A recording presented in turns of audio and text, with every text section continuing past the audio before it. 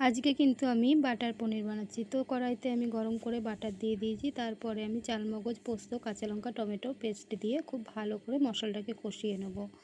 আমি কিন্তু আজকে পনিরটা ভাজবো না, একদম কাঁচা পনির। দেখো, আগেও আমি বাটার দিয়েছিলাম, তারপরেও আমি বাটারটা দিচ্ছি। যেহেতু বাটার পনির করব, বাটারের পরিমাণটা একটু বেশিই দেব। তারপরে দেখো, আমার মশলাটা কিন্তু খুব সুন্দরভাবে কষানো হয়ে গেছে। তোমরা হলুদ চাইলেও দিতে পারো, না দিতেও পারো, না দিলেও ভালো হয়, সাদা কালারটাও ভালো লাগে। তো আমি একটু অল্প পরিমাণে হলুদ দিয়েছিলাম, আর একটু সামান্য চিলি পাউডার, আর একটু লবণ আর চিনি দিয়ে খুব ভালো করে মশলাটাকে কষিয়ে নেব। মশলাটা খুব ভালো করে কষানো হয়ে গেলে পরিমাণ মতো কিন্তু জল দিয়ে দেবো।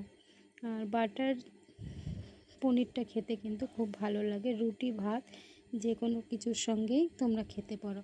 এরপরে আমি কিন্তু পনিরটা দিয়ে দেব। দেখো, আমার ঝোলটা পুরো ফুটে গেছে।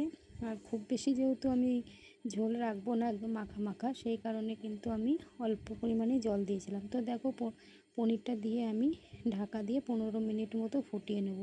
এই করে আমার পনিরটা কিন্তু একদম রেডি হয়ে গেছে। আর কেমন হয়েছে অবশ্যই কিন্তু জানিও তোমরা।